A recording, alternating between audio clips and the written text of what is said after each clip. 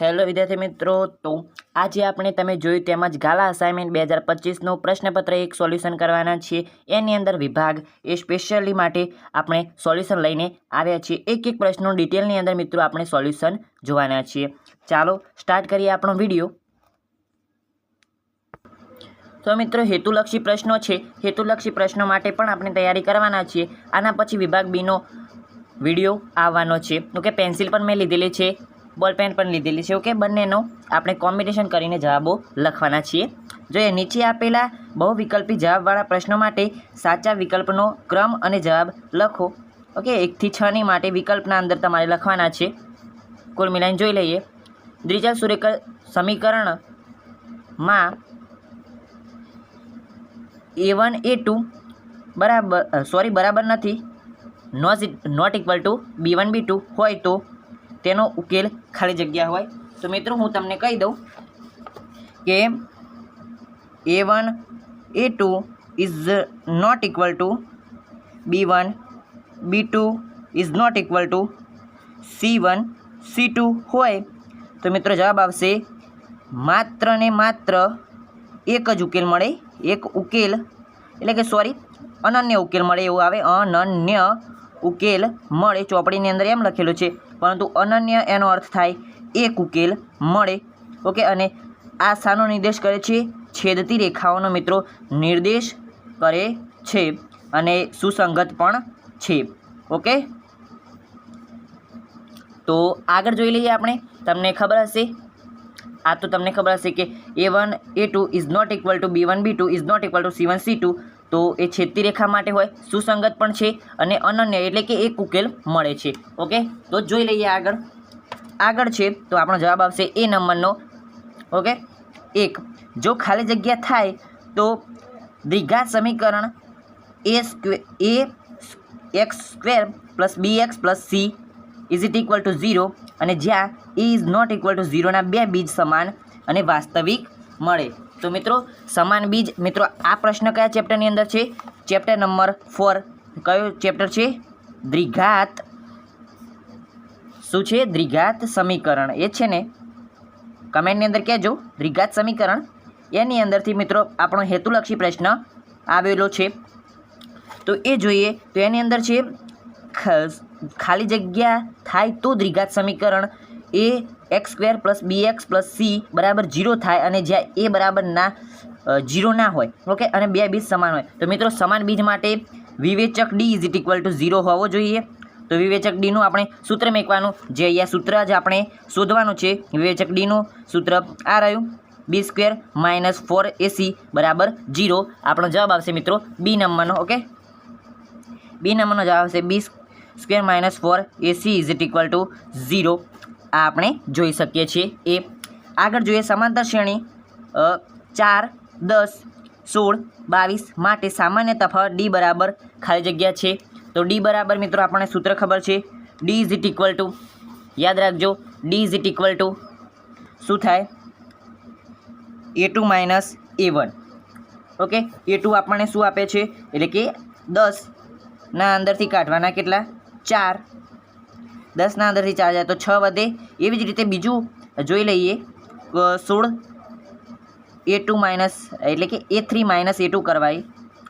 16 - 10 કરીએ 6 જવાબ આવે. એવી જ રીતે આપણે હજુ પણ ચેક કરી જોઈએ. d is equal two a4 - a3 22 - 16 કરીએ તો 22 - 16 મિત્રો કરી દઈએ તો જોઈએ 1 1ના અંદરથી 1 જાય તો 1 0, 10 12ના અંદરથી 6 જાય તો 6. આપણો જવાબ આવશે 6. એટલે મિત્રો જવાબ આવશે આપણો સી, 6 જવાબ આવશે. d is equal two 6. આગળ જોઈએ બિંદુઓ છે. બિંદુઓ, એના માટે બિંદુઓ કયા કયા છે? 0 5 અને -5 0 વચ્ચેનું અંતર ખાલી જગ્યા છે. એ પણ મિત્રો આપણે દાખલો ગણી જોઈએ એટલે તમને સારી રીતે મિત્રો ખબર પડે. ઓકે, આપણે અંતર શોધવાનું છે તો આપણે ab તરીકે લઈ લઈએ. ab² is equal two x2 - x1 + y2 - y1 square. x2 બરાબર આપણને મળશે x2 બરાબર -5 - 0 ઓકે, વત્તા y2 આપણને મળશે 0 માઇનસ 5 y1 મળશે. ઓકે, એ તો આપણને ખબર છે. એનો સ્ક્વેર માઇનસ માઇનસ પ્લસ એટલે કે -5 જ આપણને મળશે. અહીંયા -5નો સ્ક્વેર વત્તા અહીંયા પણ 5નો સ્ક્વેર મળશે એટલે કે 5નો સ્ક્વેર 25 વત્તા 25 ઇઝ ઇટ ઇક્વલ ટુ 50. મિત્રો AB square is it equal to 50. AB બરાબર આપણે શોધીએ તો આ સ્ક્વેર આ સાઈડ જાય એટલે વર્ગમૂળ બની જશે 50ના અંદર વર્ગમૂળ, અને હજુ પણ 50નું વર્ગમૂળ આપણે જોઈએ. 50ને આપણે શું લખી શકીએ? 25 ગુણ્યા 2 લખી શકીએ મિત્રો. 25 ગુણ્યા 2 એટલે 25 એ કહે તો 25ને બહાર નીકાળી શકીએ છીએ 5 કરીને, અને અંદર 2 એમને એમ રહે, તો આપણો જવાબ આવશે 5 વર્ગમૂળની અંદર 2. સમજી ગયા? જોઈ શકો છો AB સ્ક્વેર બરાબર x2 minus x1 square plus y2 minus y1 square -5 minus 0 square વત્તા 0 માઇનસ 5 સ્ક્વેર બરાબર -5નો વર્ગ અને વત્તા -5નો વર્ગ. 25 વત્તા 25 50 થયા. ઓકે, 50 થયા, અને AB સ્ક્વેર બરાબર 50 મળ્યા. આ સ્ક્વેરની આ સાઈડ જઈશું તો અંદર આવી જશે વર્ગમૂળની અંદર વર્ગમૂળ 50, અને વર્ગમૂળ 50ને આપણે 25 ગુણ્યા 2 કરી શકીએ. 25ને બહાર 5 લાવી શકીએ 5 કરીને. ઓકે, તો આ હતો આપણો જવાબ. તો જોઈ લઈએ 5 વર્ગની અંદર 2 કયો જવાબ છે? તો મિત્રો વિદ્યાર્થી મિત્રો આપણો જવાબ આવશે બી નંબરનો. B is the right answer. Okay, અહીંયા ભૂલથી ટીક થઈ ગયેલું છે. ઓકે, આગળ પણ છે કે sec square theta and -10 square theta બરાબર, તો જવાબ આવશે મિત્રો એની અંદર 1 જવાબ આવશે. એની અંદર પણ એક સૂત્ર જ છે. સૂત્રની અંદર સૂત્ર છે એના અંદરથી જે 1 વત્તા કહીએ ને સેક્સ સ્ક્વેર વત્તા સૂત્ર મને યાદ કરી દેવા દો, હું પછી તો વિદ્યાર્થી મિત્રો એની અંદર 5મો પ્રશ્ન છે sec square theta -10 square theta બરાબર, તો 1 જવાબ આવશે. પણ એના અંદર એક સૂત્ર છે, આપણે જોઈ લઈએ. આ સૂત્ર હતું. ઓકે, તો 1 + 10 સ્ક્વેર થીટા બરાબર સેક્સ સ્ક્વેર થીટા. ઓકે, તો 1 equal to sec square theta -10 square theta. Okay, એટલે 1 જવાબ આવશે. આને આ સાઈડ લઈ જાય તો માઇનસ થઈ જાય, એટલે અહીંયા પણ એ જ છે ને, જોઈ શકો છો માઇનસ છે બરાબર, આપણને જવાબ મળે 1. તો ઓકે, આઈ થિંક તમે સમજી ગયા હશો. જોઈ લઈએ આગળ છે કોઈ માહિતી માટે એટલે કે એક્સ જ આપણે કહીશું, x બાર એ કહી શકીએ, એટલે કે મધ્યક છે, આમ તો એને મધ્યક કહેવાય બરાબર. 25 z ઇઝ ઇક્વલ ટુ 25 હોય તો m બરાબર ખાલી જગ્યા થાય. તો મિત્રો આપણી પાસે એક સાદું અને સરળ રીતે મિત્રો કહીએ ને તો જો મધ્યવર્તી સ્થિતિમાંના 2 માપ સમાન હોય, એટલે કે મધ્યક પણ અહીંયા 25 આપેલો છે, બહુલક z પણ 25 આપેલું હોય, તો ત્રીજું માપ હોય ને જે મધ્યસ્થ કહીએ, એટલે કે કોઈ પણ થઈ કહી શકીએ. જો મધ્યક અને મધ્યસ્થ સમાન હોય તો ત્રીજું માપ જે z એટલે કે બહુલક કહીએ એ પણ સમાન જ નીકળે. ઓકે, તો જો મધ્યવર્તી સ્થિતિમાંના 3 માપ પૈકી જો 2 માપ સમાન હોય તો ત્રીજું માપ ઓટોમેટિક સમાન જ હોય છે. ઓકે, તો આપણો ત્રીજો જવાબ આવશે 25. પરંતુ આપણે એને દાખલા રીતે પણ ગણી શકીએ.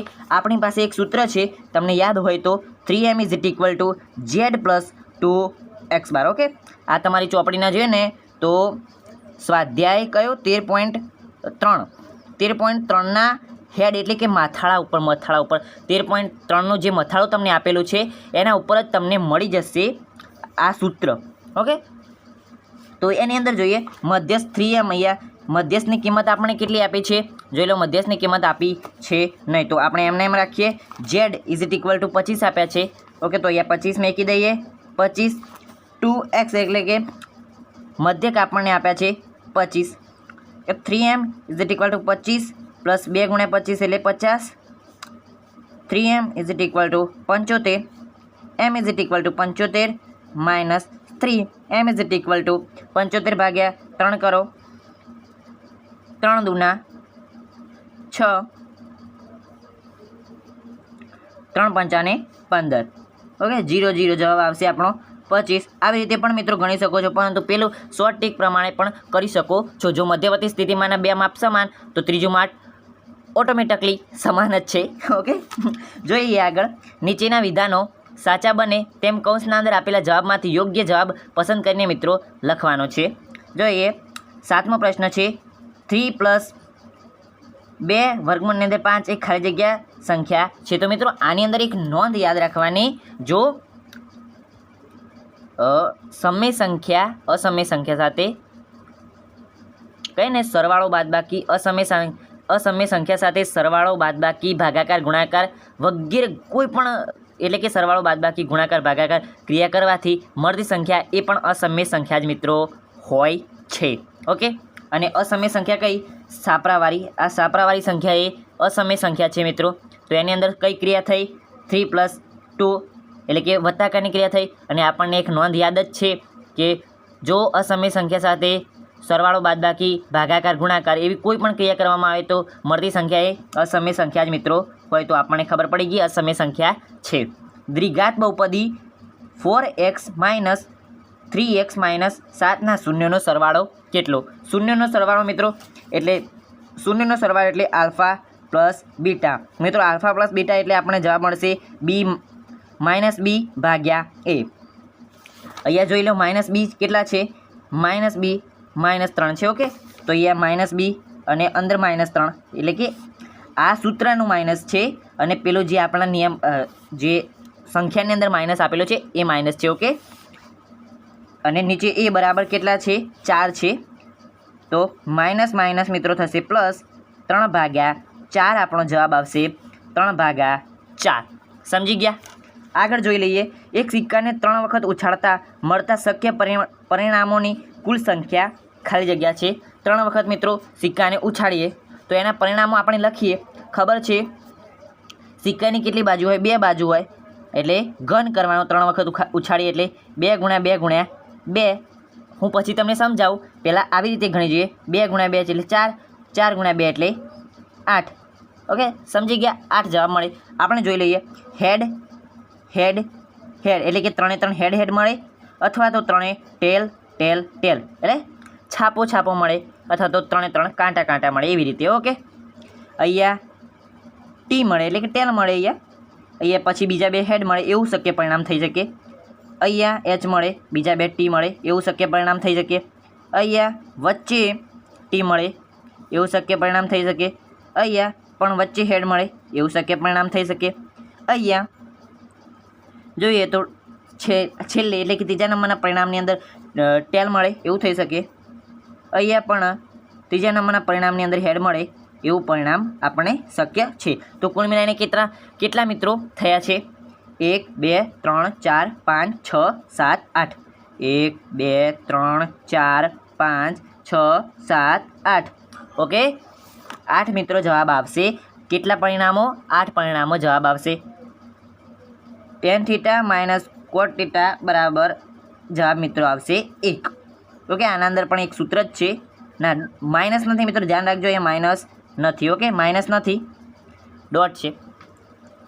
ઓકે, તો એના અંદર પણ જવાબ આવશે મિત્રો. આના અંદર પણ સૂત્ર પ્રમાણે તમે ગણી શકો છો. એક જવાબ આવશે. વર્તુળને વધુમાં વધુ ખાલી જગ્યા સમાંતર સ્પર્શક હોઈ શકે. મિત્રો વર્તુળને વધુમાં વધુ 2 જ સમાંતર સ્પર્શક હોઈ શકે છે. કેટલા? વર્તુળને વધુમાં વધુ કેટલા સમાંતર સ્પર્શક હોઈ શકે મિત્રો?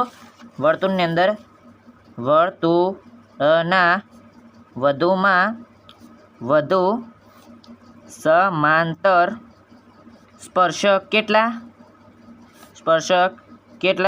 જવાબ આવશે મિત્રો 2. વધુમાં વધુ 2 સમાંતર સ્પર્શક મિત્રો હોઈ શકે. તો જવાબ આવશે 2. -2 -3 0 1 3 2 7 નો મધ્યસ્થ બરાબર ખાલી જગ્યા છે. તો પહેલાં આને ગોઠવી દો ચડતા ક્રમની અંદર. ઓકે, ચડતા ક્રમની અંદર ગોઠવે, ઉતરતા ક્રમની અંદર, એવી રીતે ગમે તે રીતે ગોઠવી દેવાનું. ઓકે, ચડતા ક્રમની અંદર, ઉતરતા ક્રમની અંદર આપણે ગોઠવી દઈએ. ઓકે, -3 -2 0 1 2 3 કેટલા સુધી છે? ઓકે, 3 અને પછી 7 છે. 7 મધ્યસ્થ શોધવાનો છે. એની અંદર હવે ઉડાડતા જાઓ, વચ્ચેનું મળ્યું 1, આપણો જવાબ આવશે મિત્રો 1. ઓકે, ચડતા ક્રમની અંદર બંને સાઈડથી ચડતા ક્રમ અથવા તો ઉતરતા ક્રમ તમે ગમે તે રીતે કરી શકો છો અને પછી બંને સાઈડથી ઉડાડતા ઉડાડતા 1 1 આવવાનું અને વચ્ચે જે મળે એ જવાબ આવશે.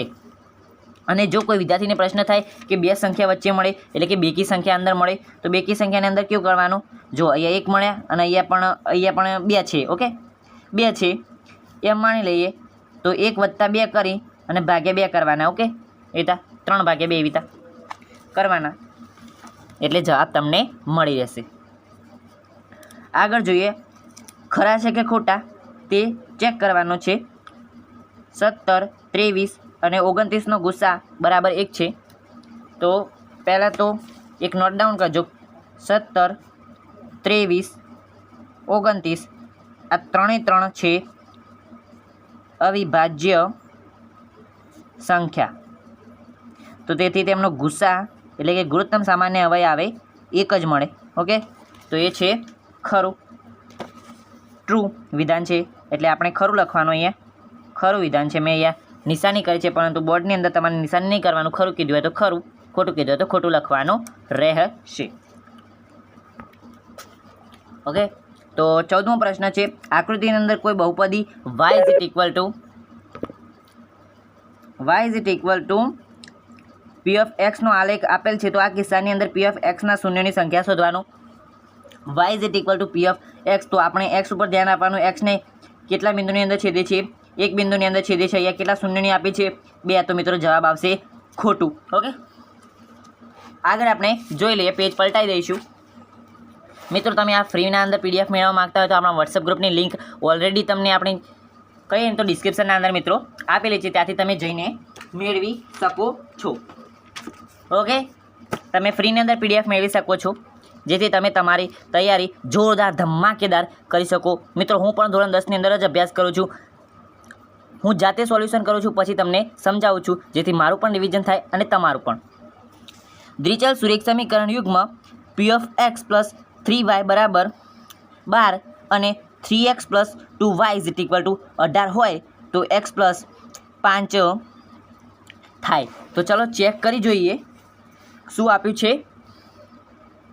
2x plus 3y is equal two 12, 3x plus 2y is equal two 18. મિત્રો ધ્યાન રાખજો, અહીંયા જે 2 xની સાથે હતા અહીંયા 2 yની સાથે આવ્યા, 3 yની સાથે હતા, 3 xની સાથે આવ્યા. ઓકે, તો આપણે સરવાળો કરી દઈએ.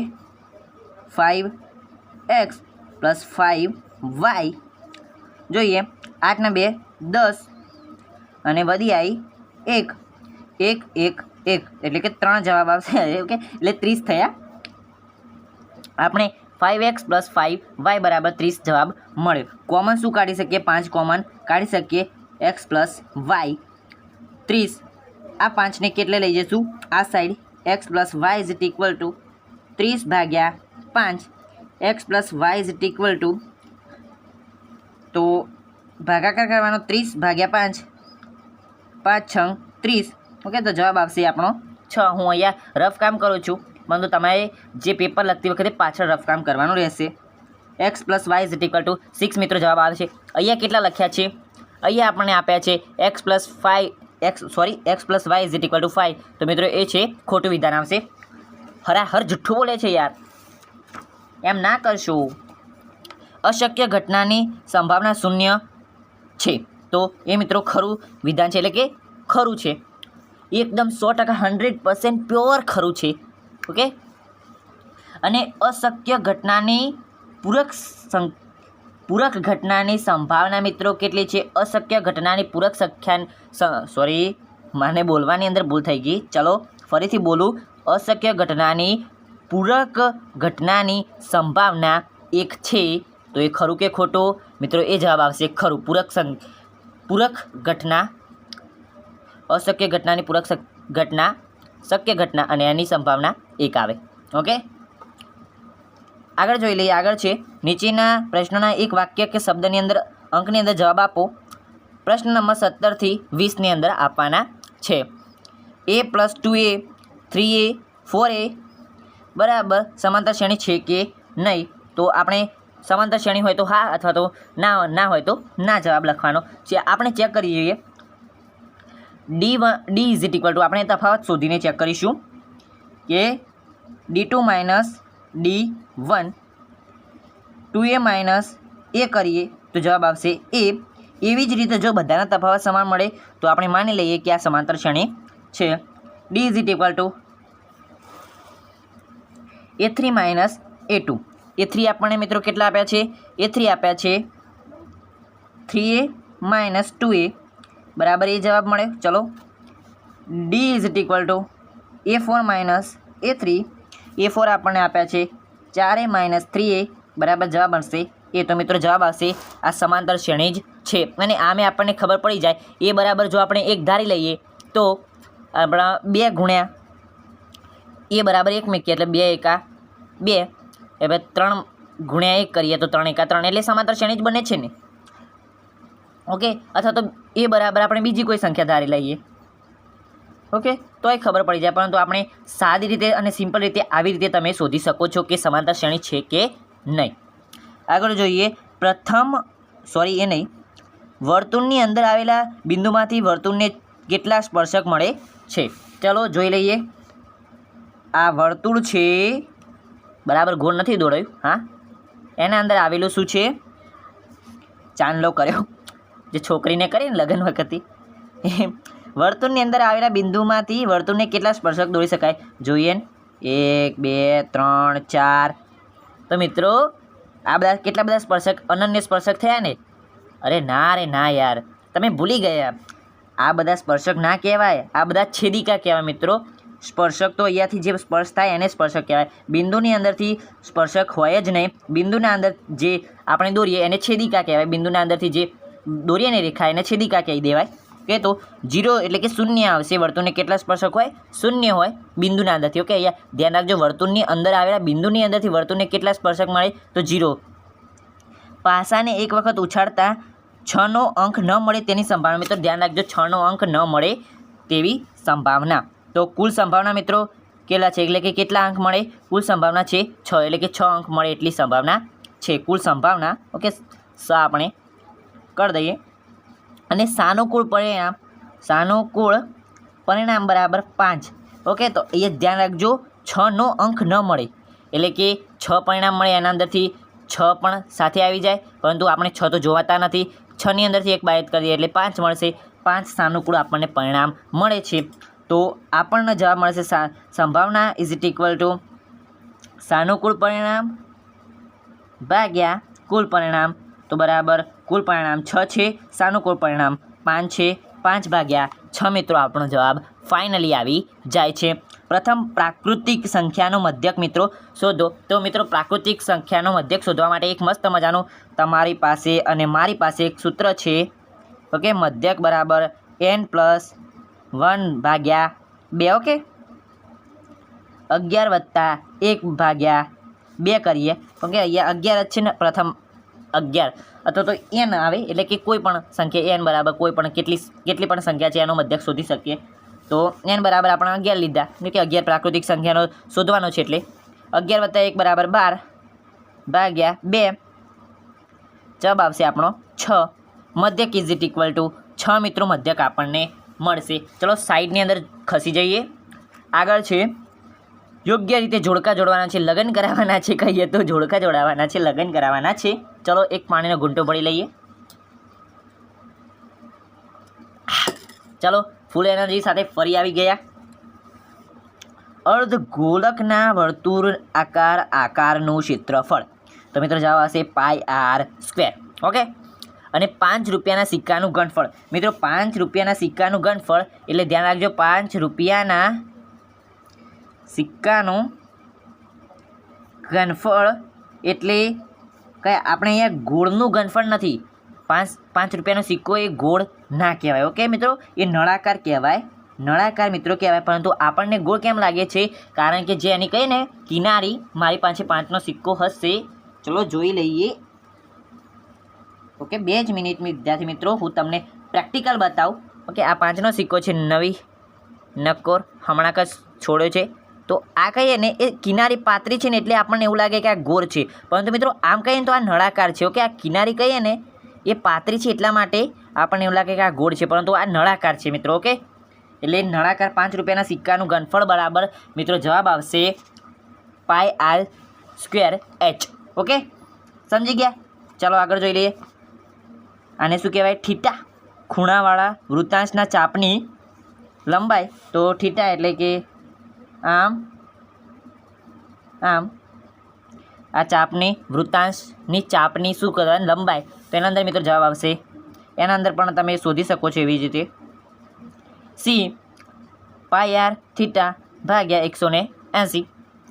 અને વર્તુળનો પરિઘ બરાબર મિત્રો πd.